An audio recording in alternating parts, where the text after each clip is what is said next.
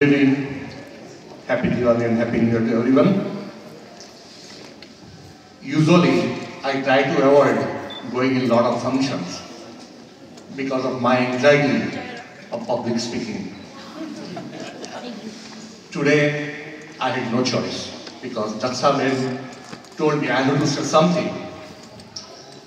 And to make it more complicated, she told me I have to say something in Gujarati. So I hope I don't turn it into comedy show.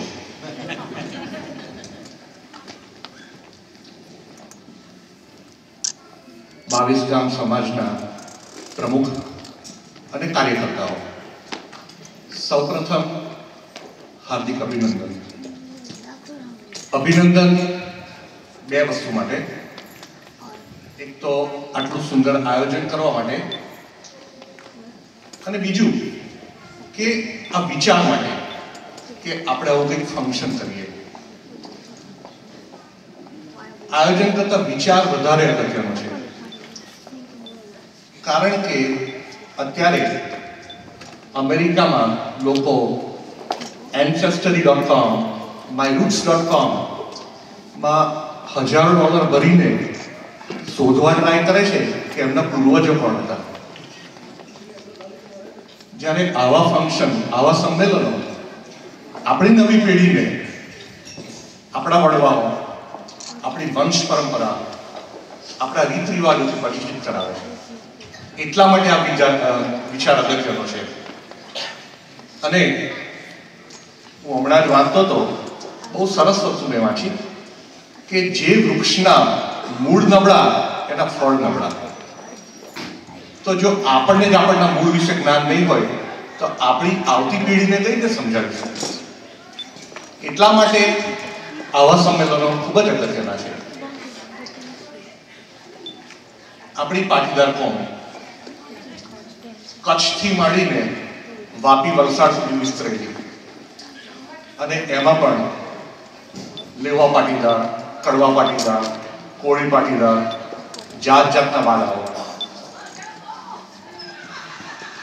વર્ષો પહેલા આપણી બહેન ને દીકરીઓને લેવડ દેવડ સરળ બને, બહેન ને દીકરીના લગ્ન એવા ઘરમાં થાય જેની સાથે 7 પેઢીના સંબંધ સચવાય, બહેન દીકરી દુઃખી ના થાય, બે કુટુંબોની વિચારસરણી સરખી હોય. આ બધું ધ્યાનમાં લઈને આપણા વડવાઓએ ગોળ પ્રથા ચાલુ કરેલી. અને મને એ વાતનું ઘણું જ ગૌરવ છે કે આપણા 22 ગામ ગોળના એક ગામ વાસદનો હું વતની છું, અને મારા પૂર્વજો, મારા વડવાઓ વિશે મને ખૂબ જ ગર્વ છે.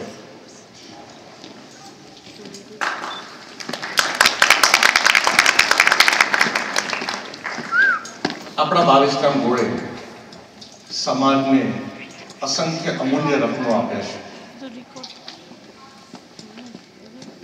જે જમાનામાં કોઈ પહેલા ટ્રાય મેટ્રિક પાસ કરે અને આખા સમાજમાં વાવા થાય,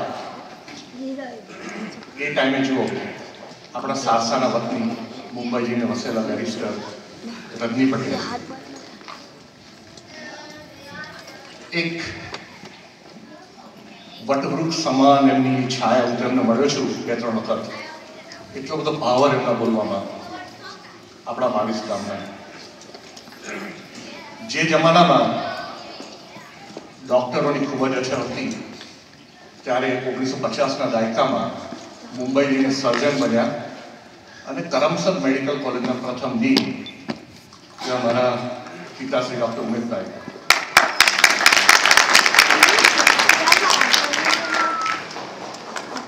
કાનપુરમાં ઓસ્ટ્રેલિયાનું ધોરે દિવસે તાળા દેખાડનાર આપણા ચીખોદરના જસુભાઈ પટેલ. જો ગણાવા જઈશ તો કદાચ સાંજ ઓછી પડશે. 22 ગામનું યોગદાન. આઝાદીના જંગની વાત કરીએ, અમૂલ્ય યોગદાન.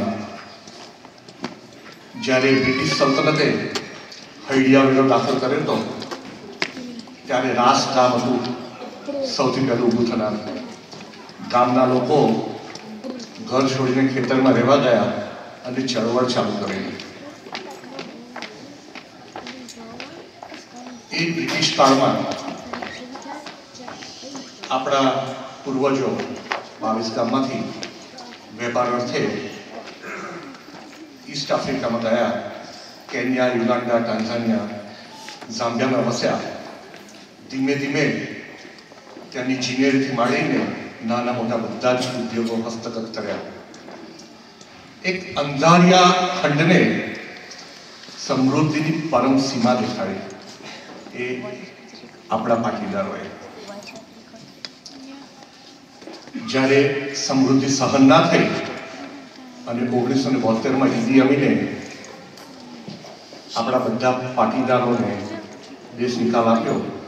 મોટાભાગના યુકેમાં જઈને વસ્યા. આજે ત્યાં લગભગ 2 લાખ પટેલો વસવાટ કરે છે.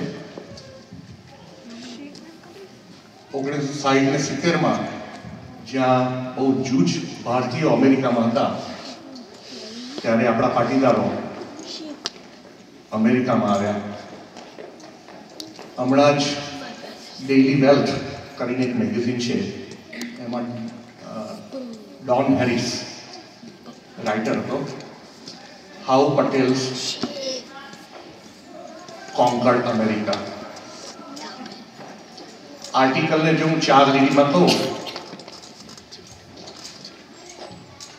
ખાલી ખિસ્સે આવવાનું, હિંમત અને કોઠાસૂઝથી કામ કરવાનું, ખૂબ જ મહેનત કરવાની અને કોથળા ભરીને કુટુંબને, ગામને અને સમાજને પાછું આપવાનું. આ પટેલ.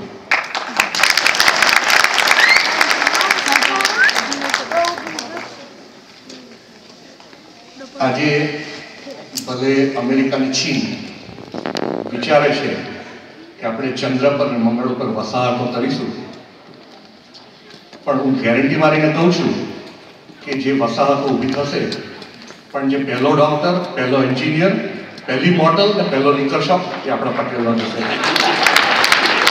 Thank you.